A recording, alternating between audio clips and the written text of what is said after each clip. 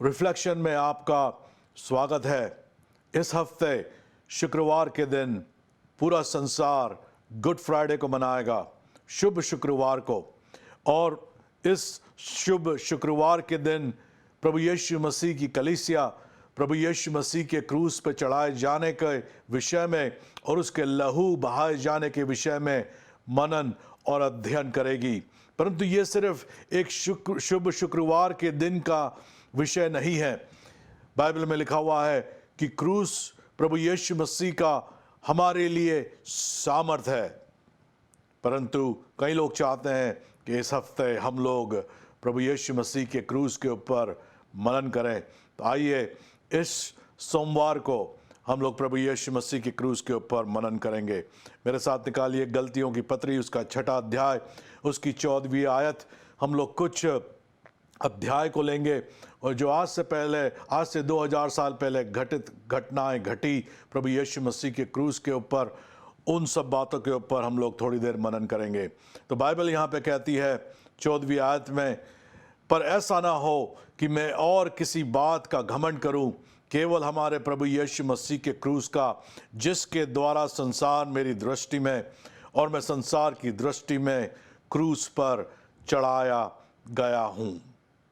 और ऐसा ना हो, बाइबल के अंदर इंग्लिश के अंदर जो वचन आया है उस पर लिखा हुआ है, परमेश्वर ऐसा ना होने दे, परमेश्वर ऐसा ना होने दे कि मैं किसी और बात पर घमंड करूं सिवाय प्रभु यीशु मसीह के क्रूस के ऊपर। क्रूस आज से 2000 साल पहले एक ऐसी चीज थी जिस पर अपराधियों को एक दर्दनाक मृत्यु की सजा सुनाई जाती थी और वो दंड की पूर्ति उस अपराधी के क्रूस पर चढ़ाए जाने के द्वारा पूरी करी जाती थी। जैसे अभी इन संसार के अंदर हम रह रहे हैं, जिन समयों के अंदर हम लोग रह रहे हैं, डिपेंड करता है, निर्भर करता है किस देश में है। यदि आप भारत में हैं तो वहाँ पर यदि किसी को मृत्युदंड की सजा सुनाई जाती है तो उस मृत्युदंड के लिए फांसी का फंदा तैयार करा जाता है। मैंने आज तक कभी किसी व्यक्ति को फांसी के फंदे के गहने पहनते हुए नहीं देखा, या ऐसा कोई चिन्ह जो फांसी के फंदे को दिखाता हो। ना ही तो मैंने कोई धर्म या कोई ऐसे शिक्षक जो दिखाते हो जिनका मेन चिन्ह एक फांसी का फंदा हो, वो आज तक मुझे कभी भी कहीं पे भी नहीं दिखाई दिया। अलग अलग देशों में अलग अलग प्रकार से अपराधियों को दंड दिया जाता है, विशेषकर जब वो मृत्युदंड को प्राप्त करते हैं। अलग अलग देशों में अलग अलग न्याय हैं, नियम हैं। परंतु इस संसार का ऐसा कोई सा भी देश नहीं है जहाँ पर जिस यंत्रों को या किसी तकनीक को जिसको मृत्युदंड के रूप में इस्तेमाल किया जाता हो, उसके विषय में लोग गहने बना रहे हैं, चिन्ह बना रहे हैं, और वो किसी एक धर्म को या किसी प्रांत को या ऐसे लोग को जो उस प्रकार के विचारधारा के अनुयायी हैं, उनका वो चिन्ह हो जाए।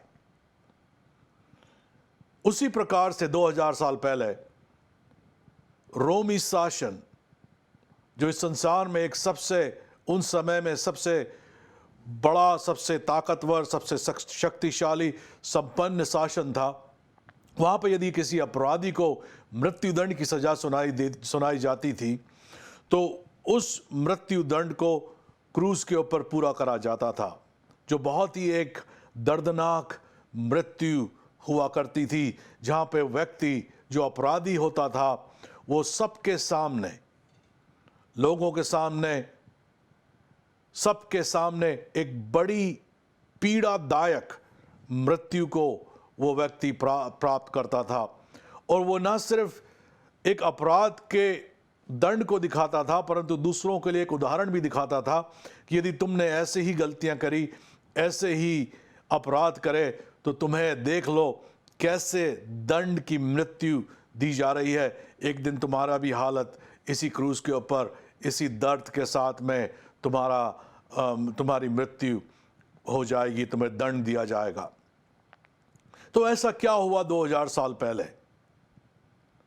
कि ये चिन्ह जो एक अपराधियों का चिन्ह हुआ करता था, एक न्याय का चिन्ह हुआ करता था, एक दंड का चिन्ह हुआ करता था, वो चिन्ह प्रभु यीशु मसीह के कलीसिया का एक प्रथम चिन्ह बन गया। और पौलुस अपनी पत्री में लिखते हुए कहता है कि परमेश्वर ना करे कि मैं किसी और बात पे घमंड करूं सिवाय प्रभु यीशु मसीह के क्रूस के। आज संसार में जगह जगह क्रूस का निशान प्रभु यीशु मसीह के कलीसिया का निशान हो गया है। लोग इसे गले में पहनते हैं, कान में पहनते हैं, कपड़ों पे लगाते हैं। हर चर्च के अंदर कहीं ना कहीं आपको यह चिन्ह दिखाई दे जाएगा। बाइबल कहती है, पहला कुरिन्थियों उसका पहला अध्याय उसकी 18वीं आयत में, क्योंकि क्रूस की कथा नाश होने वालों के निकट मूर्खता, पर हम उद्धार पाने वालों के निकट परमेश्वर की सामर्थ है। क्रूस की कथा नाश होने वालों के निकट मूर्खता, परंतु हम उद्धार पाने वालों के निकट परमेश्वर की सामर्थ है। कुछ समय पहले मैं एक व्यक्ति के इंटरव्यू को देख रहा था और वहाँ पर यह व्यक्ति बड़ा क्रोधित हो रहा था प्रभु यीशु मसीह के विषय में और उसकी मृत्यु और उसके पुनरुत्थान और उसके अनुयायियों के विषय में वो बड़ा क्रोधित हो रहा था। और वहाँ पे इस व्यक्ति ने एक स्टेटमेंट दिया, उसने कहा, ये कैसा यीशु मसीह है जो अपने आप को क्रूस की मृत्यु से नहीं बचा पाया। वो यीशु मसीह, तुम्हारा यीशु मसीह तो जमीन के अंदर गड़ा हुआ है। और इस व्यक्ति को मालूम ही नहीं था कि वो यीशु मसीह ने क्रूस पे अपनी जान क्यों दी और वो अब इस संसार के अंदर गड़ा हुआ नहीं है। वो तो तीसरे दिन मुर्दों में से जी उठा। अगले रविवार को ईस्टर के दिन हम लोग प्रभु यीशु मसीह के जी उठने को मनाएंगे। उस व्यक्ति के लिए ये सारी बातें मूर्खता थी। क्यों? क्योंकि बाइबल कहती है जो लोग नाश हो रहे हैं उनके लिए क्रूस की कथा मूर्खता है, परंतु जो उद्धार पा रहे हैं, जिनने यीशु मसीह के ऊपर विश्वास करा है, उनके लिए क्रूस की कथा परमेश्वर की सामर्थ है और वो परमेश्वर की बुद्धि, परमेश्वर का ज्ञान है। और आज की शाम हम लोग इन्हीं सब प्रश्नों को देखते हुए, इन्हीं सब स्टेटमेंट्स को अपने विचारों में रखते हुए बाइबल में से देखेंगे क्यों पौलुस कहता है कि क्रूस के ऊपर मैं घमंड करता हूं और क्यों बाइबल कहती है क्रूस की कथा हम उद्धार पाने वालों के लिए परमेश्वर की सामर्थ है। कैसे जो एक समय में ये चिन्ह अपराधियों के लिए मृत्यु दंड का चिन्ह था, वो आज परमेश्वर की सामर्थ हमारे लिए बन गई है। और कलीसिया इसी निशान के, इसी चिन्ह के तले उद्धार को, सामर्थ को और अनंत जीवन को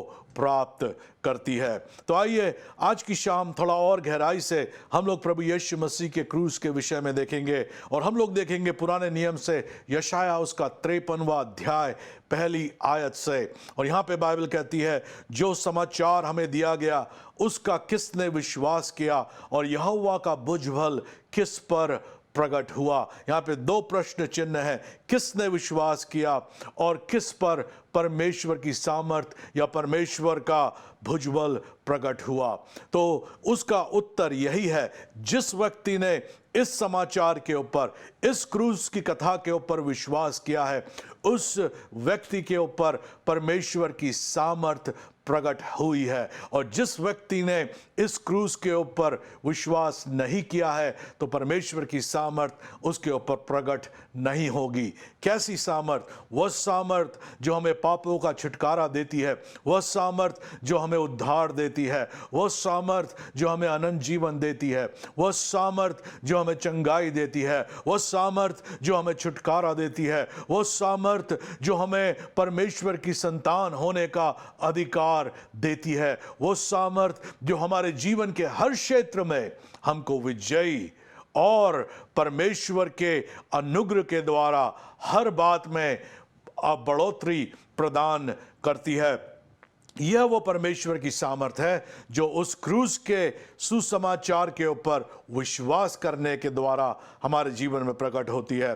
दूसरी आयत में अब यहाँ पर प्रभु यीशु मसीह के क्रूस पे चढ़ाए जाने के विषय में, जो उसके कुछ पल थे, कुछ दिन थे क्रूस के ऊपर चढ़ाए जाने से पहले, और प्रभु यीशु मसीह के मृत्यु तक के, उसका वर्णन दूसरी आयत से करा गया है। क्योंकि वो उनके सामने अंकुर की नाई और ऐसी जड़ के समान होगा जो निर्जल भूमि में फूट निकले। उसकी तो ना कुछ सुंदरता थी कि हम उसको देखते, ना उसका रूप ही हमें ऐसे दिखाई पड़ा कि हम उसको चाहते। बाइबल कहती है प्रकाशित वाक्य उसके पहले अध्याय के अंदर, जब यूहन्ना ने प्रभु यीशु मसीह को उसकी महिमा के अंदर स्वर्ग में देखा, तो यूहन्ना कहता है मैं मुर्दा सा होकर के जमीन पर नीचे गिर गया, और उसने उस परमेश्वर के तेज को, परमेश्वर की ज्योति को, परमेश्वर की महिमा को प्रभु यीशु मसीह के मुख से निकलते हुए देखा। और वो लिखता है कि प्रभु यीशु मसीह का मुंह ऐसा था मानो सूरज दोपहर के समय पूरी शक्ति के साथ चमकता है। उसकी आवाज ऐसी थी मानो कई जल का स्वर, कई जल की आवाज के समान उसकी आवाज थी। उसके पैर सुनहरे थे, उसके उसके उसके छाती के ऊपर सुनहरा पटुका था। प्रभु यीशु मसीह के ज्योतिर्मय, प्रभु यीशु मसीह की महिमा से परिपूर्ण दर्शन को, प्रभु यीशु मसीह की सामर्थ को वो उस स्वर्ग के अंदर देखता है। परंतु बाइबल कहती है जब यीशु मसीह क्रूस के ऊपर चढ़ाया जा रहा था, लोगों ने उसके मुंह पर थप्पड़ मारे थे, उसके ऊपर थूका था, उसको उसके सिर के ऊपर कांटों का ताज पहना दिया था, और उसके चेहरा लहूलुहान हो गया था। और बाइबल कहती है उसकी ना कोई सुंदरता थी कि हम उसको देखते, ना ही उसका रूप हमें ऐसे दिखाई पड़ा कि हम उसको चाहते। वह तुच्छ जाना जाता था, तीसरी आयत में, और मनुष्य का त्यागा हुआ था। वह दुखी पुरुष था, रोग से उसकी जान पहचान थी, और लोग उससे मुख फेर लेते थे। वह तुच्छ जाना गया और हमने उसका मूल्य ना जाना। बाइबल कहती क्रूस पर चढ़ाए जाने से पहले लोगों ने प्रभु यीशु मसीह का इनकार करा। एक बड़ी भीड़ जो प्रभु यीशु मसीह के साथ थी और जो प्रभु यीशु मसीह के ऊपर विश्वास करती थी, उनमें से कईयों ने उसका तिरस्कार और उसका इनकार कर दिया।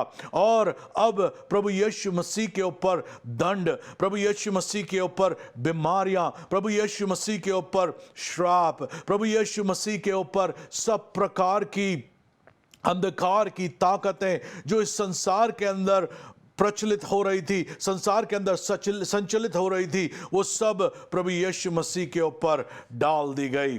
चौथी आयत में लिखा हुआ है ऐसा क्यों हुआ? यशायाह 53:4 में लिखा हुआ है निश्चय उसने हमारे रोगों को सह लिया और हमारे ही दुखों को उठा लिया, तो भी हमने उसे परमेश्वर का मारा कुटा और दुर्दशा में पड़ा हुआ समझा। परंतु वह हमारे ही अपराधों के कारण घायल किया गया, वो हमारे अधर्म के कामों के हेतु कुचला गया, और हमारी ही शांति के लिए उस पर ताड़ना पड़ी, और उसके कोड़े खाने से हम चंगे हो जाएं। हम तो सब के सब भेड़ों की नाई भटक गए थे, हम में से हर एक ने अपना अपना मार्ग लिया। यहोवा ने हम सबों के अधर्म का बोझ उसी पर लाद दिया। ये प्रश्न क्यों यीशु मसीह के क्रूस के अंदर सामर्थ है, और कैसे प्रभु यीशु मसीह के क्रूस के द्वारा हम लोग उद्धार प्राप्त करते हैं, उसका उत्तर इस अध्याय के अंदर यशायाह 53:2 से लेकर के 6 तक के अंदर पाया जाता है। बाइबल कहती है ये सारी बीमारियों का, ये सारे पापों का, श्रापों का सारा बोझ प्रभु यीशु मसीह के ऊपर परमेश्वर ने लाद दिया। बाइबल कहती है यूहन्ना 3:16 में, क्योंकि परमेश्वर ने जगत से ऐसा प्रेम किया कि उसने अपना लौता पुत्र दे दिया, ताकि जो कोई उस पर विश्वास करे वो नाश ना हो परंतु अनंत जीवन को प्राप्त करे। प्रभु यीशु मसीह इस संसार में मानव जाति के लिए प्रायश्चित बन करके आया। वो इसलिए आया ताकि आपकी और मेरे पापों की कीमत को वो क्रूस के ऊपर चुका दे। वो इसलिए आया ताकि आपके और मेरे दंडों को एक प्रायश्चित बन करके आपकी जगह, मेरी जगह, जो हमको दंड उठाने थे, हमारी जगह को लेकर के प्रभु यीशु मसीह ने क्रूस के ऊपर अपनी जान दी। और जब वो क्रूस पे जा रहा था तो ये सारा बोझ इस संसार का पिता परमेश्वर ने प्रभु यीशु मसीह के ऊपर डाल दिया। 7वीं आयत में वो सताया गया तो भी वो सहता रहा और अपना मुंह न खोला। जिस प्रकार से भेड़ वध होने के समय वो भेड़ी ऊन कतरने के समय चुपचाप शांत रहती है, वैसे ही उसने अपना मुंह न खोला। अत्याचार करके और दोष लगाकर वे उसे ले गए। उस समय के लोगों में किसने इस पर ध्यान दिया कि वो जीवितों के बीच में से उठा लिया गया? मेरे ही लोगों के अपराधों के कारण उस पर मार पड़ी और उसकी कब्र भी दुष्टों के संग ठहराई गई और मृत्यु के समय वो धनवान का संगी हुआ। यद्यपि उसने किसी प्रकार का उपद्रव ना किया था और उसके मुंह से कभी छल की बात नहीं निकली थी। 10वीं आयत, तो भी यहोवा को यही भाया कि उसे कुचले, उसी ने उसको रोगी कर दिया। जब तक तू उसका प्राण दोष बलि करे तब वह अपने वंश देखने पाएगा। वो बहुत दिन जीवित रहेगा और उसके हाथ से यहोवा की इच्छा पूरी हो जाएगी। वो अपने प्राण का दुख, 11वीं आयत, उठाकर उसे देखेगा और तृप्त होगा और अपने ज्ञान के द्वारा मेरा धर्मी दास बहुतेरों को धर्मी ठहराएगा और उनके अधर्म के कामों का बोझ आप उठा लेगा। बाइबल यहां पर यशाया नबी की पुस्तक के अंदर परमेश्वर का वचन स्पष्ट रीति से उस प्रभु यीशु मसीह के क्रूस के काम का वर्णन कर रहा है कि कैसे परमेश्वर ने मानव के उद्धार के लिए ये सारी बातें रची। आज हम लोग इस क्रूस के ऊपर घमंड कर सकते हैं, जैसा पौलुस लिखता है कि मैं इस बात पे घमंड करता हूं, परमेश्वर ना करे, परमेश्वर ऐसा ना होने दे मैं किसी और बात पे घमंड करूं सिवाय प्रभु यीशु मसीह के क्रूस के। परंतु यदि आप उसकी घटनाओं को देखेंगे, जो दर्द, जो तकलीफ प्रभु यीशु मसीह ने सही, आपका दिल दहल जाएगा। क्योंकि वहां पर जब प्रभु यीशु मसीह के को क्रूस पे चढ़ाया जा रहा था तो उसको एक साधारण अपराधी जिसको मृत्यु दंड दिया जाता है उस प्रकार से उसको क्रूस पे नहीं चढ़ाया जा रहा था। उसकी पीड़ाओं को बढ़ा दिया गया था। उसके पीठ के ऊपर कोड़ों की मार भी लगाई गई थी। कई अपराधियों को कोड़ों की मार नहीं लगती थी, परंतु प्रभु यीशु मसीह की पीठ के ऊपर कई कोड़े लगे थे और बाइबल ऐसा कहती है कि खून की नालियां उसके पीठ के ऊपर से बहती चली जाती थी। कुछ समय पहले एक पिक्चर आई थी, उसका नाम था पैशन ऑफ द क्राइस्ट, और कई संसार के अंदर कई भाषाओं में उस पिक्चर का, उस फिल्म का अनुवाद करा गया, कई भाषाओं के अंदर वो आई। और उसकी सच्ची घटना यह है कि जब जो एक्टर, जो व्यक्ति जो प्रभु यीशु मसीह के रोल को उस फिल्म के अंदर दर्शा रहा था, और वो उस घटना को उस दिन वो लोग शूट कर रहे थे जहां पे प्रभु यीशु मसीह के पीठ के ऊपर कोड़ों की मार मारी गई थी, तो उनने रिसर्च करके, खोजबीन करके उसी प्रकार के कोड़ों का निर्माण करा जैसे रोमी लोग 2000 साल पहले अपराधियों की पिटाई करने के लिए इस्तेमाल किया करते थे। हर कोड़े के अंदर 9 प्रकार के हुक्स होते थे।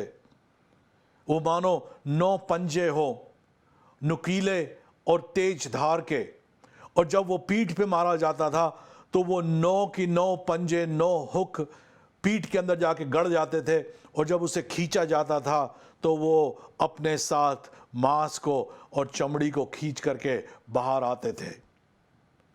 जो डायरेक्टर इस फिल्म का था, वो चाहता था कि अधिक से अधिक प्रभु यीशु मसीह के क्रूस की सच्चाई लोगों को दिखाई जाए।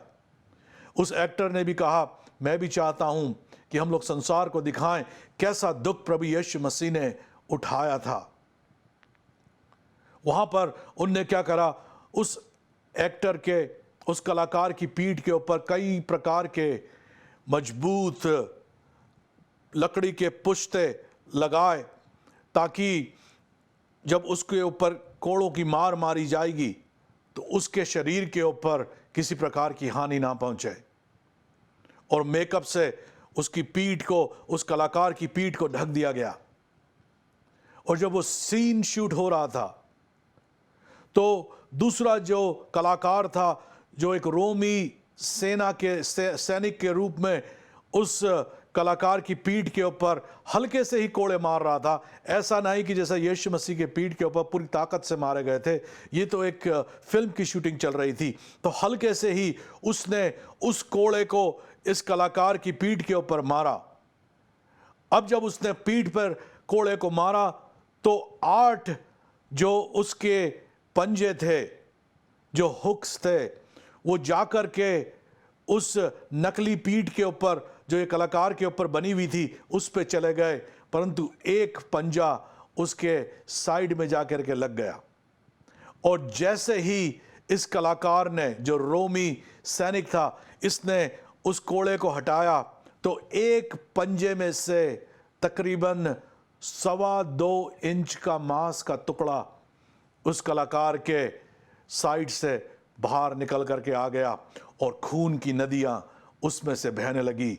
और उसे उसी घड़ी अस्पताल के अंदर ले जा करके आईसीयू में भर्ती करा गया, और 2 महीने तक उस फिल्म की शूटिंग नहीं हो पाई। इतना भयानक इंजरी, तकलीफ उस कलाकार को हो गई, और इतना खून उसके अंदर से बह गया, इतना अधिक पंचर वो हो गया कि उसको 2 महीने रुकना पड़ा कि वापस से आकर के वो बचे हुए फिल्म की शूटिंग कर सके। ये तो एक फिल्म थी, परंतु यहां पर हकीकत में ऐसा हो रहा था। बाइबल में लिखा हुआ है, उसके सिर के ऊपर कांटों के ताज पहना दिए गए, उसकी पीठ के ऊपर कोड़े मारे गए, उसके ऊपर थूका गया, उसको थप्पड़ मारे गए। प्रभु यीशु मसीह के कंधों के ऊपर क्रूस का बोझ डाल दिया गया, और वो पहाड़ी पर उस क्रूस को लेते हुए चला गया। और रोमी सैनिक उसका ठट्टा उड़ाते रहे, उसकी पीठ के ऊपर कोड़ों की बारिश करते चले गए, उसके ऊपर दोष लगाया गया, अत्याचार किया गया, उसके ऊपर भारी मार डाली गई। इन सब दुखों के कारण क्या हुआ? प्रभु यीशु मसीह ने आपकी और मेरी पापों की कीमत क्रूस के ऊपर चुका दी। यह परमेश्वर का एक अद्भुत काम था। बाइबल कहती है 12वीं आयत में, इस कारण मैं उससे महान लोगों के संग भागी दूंगा, और वो सामर्थियों के साथ लूट बांट लेगा, क्योंकि उसने अपना प्राण मृत्यु के लिए उंडेल दिया, और वह अपराधी के संग गिना गया, तो भी उसने बहुतों के पाप का बोझ उठा लिया, और अपराधियों के लिए विनती करता है। कैसे आज की शाम मैं आपको बता सकता हूं इन सब में के उदाहरणों के द्वारा कि परमेश्वर ने मनुष्य का उद्धार क्रूस के द्वारा आपके और मेरे प्रायश्चित बन करके दिया। एक घटना मुझे याद आती है। एक जवान व्यक्ति को पुलिस ने पकड़ा क्योंकि वो अपनी कार बड़ी तेजी से चलाते हुए चला जा रहा था, और उसका चालान 10,000 रुपए का काटा गया, और वह न्यायालय के अंदर लाया गया। उसके ऊपर दोष लगाया गया कि ये बिना देखे अंधाधुंध गाड़ी को इस रोड के ऊपर दौड़ाते चला जा रहा था और कईयों के साथ दुर्घटना ये कर सकता था, कईयों की जान जा सकती थी। इसीलिए उसके ऊपर न्याय आया और उसको जज के सामने वकीलों ने कहा इसके ऊपर बड़ी से बड़ी सज़ा होनी चाहिए, और जज ने उसकी सज़ा सुनाई। उसका जुर्माना उसने 10,000 रुपये सुनाया, और जब उस जज ने, उस न्यायाधीश ने वो जुर्माना सुनाया तो उसने अपनी जो रोब वो पहनता है, न्यायालय के जो वस्त्र को पहनता है, उसने उतार करके कुर्सी के ऊपर रखा और जा कर के 10,000 रुपये खुद अपनी जेब से भर दिए। और उस कोर्ट के अंदर सब लोग भौचक्का हो गए। उन्होंने कहा ये क्या हो रहा है जज साहब, आपने इस जवान लड़के के अभी सज़ा सुनाई है और आप खुद ही इसकी कीमत भर रहे हैं। जज ने कहा जब मैं उस कुर्सी पे बैठता हूँ तो मैं न्यायाधीश हूँ, मैं सच्चाई से न्याय करता हूँ, परंतु ये लड़का जो खड़ा हुआ है जिसने ये बड़ी गलती करी है वो कोई और नहीं, मेरा ही पुत्र है, और इसके पास पैसे नहीं हैं कि ये इस कीमत को चुकाए, इसलिए मैं इसके बदले में कीमत चुका रहा हूँ। मैंने दंड सुनाया, अब मैं इसकी कीमत चुका रहा हूँ। उसी प्रकार से पिता परमेश्वर ने किया। बाइबल कहती है पाप की मजदूरी मृत्यु है। हम सब पापी थे, हम सब ने गलतियां करी, हम सब परमेश्वर की महिमा से रहित थे, और जब परमेश्वर ने दंड दिया, परमेश्वर को मालूम था आप और मैं इस दंड की कीमत कभी भी नहीं चुका पाएंगे। इसीलिए बाइबल कहती है परमेश्वर ने मनुष्य का रूप धारण किया और यीशु मसीह के रूप में इस संसार में आया। जब उसने दंड दिया तो उसने उस दंड की कीमत भी खुद ही चुकाई, और उस क्रूस पर आपके और मेरे प्रायश्चित को वो बन गया। इसलिए बाइबल कहती है जब हम उस पर विश्वास करते हैं तो उसका उद्धार हमारे लिए काम करना शुरू कर देता है। हम यीशु मसीह के ऊपर विश्वास करने के द्वारा उद्धार प्राप्त करते हैं, अपने स्वयं के कर्मों के द्वारा नहीं, यीशु मसीह के ऊपर विश्वास करने के द्वारा हम उद्धार प्राप्त करते हैं। यदि आज यीशु मसीह आपका प्रभु नहीं है, मैं आपको निमंत्रण देता हूँ, मेरे पीछे प्रार्थना करें। हे प्रभु यीशु, मैं तुझे अपना उद्धारकर्ता स्वीकार करता हूँ। मैं विश्वास करता हूँ कि तूने क्रूस पर अपनी जान दी और तीसरे दिन मुर्दों में से जी उठा। मैं विश्वास करता हूँ प्रभु, तू मेरा प्रभु है, मुझे अपने पवित्र आत्मा से भर। ये मेरा अंगीकार है, यीशु मेरा प्रभु है। यदि आपने ये प्रार्थना विश्वास से करी है, यीशु मसीह आपका प्रभु है, ये आपके लिए शुभ शुक्रवार होगा, क्योंकि इस दिन आपको पापों से छुटकारा मिला है। प्रभु यीशु के नाम से अगले सोमवार इसी समय आपसे फिर मुलाकात होगी, यीशु के नाम से।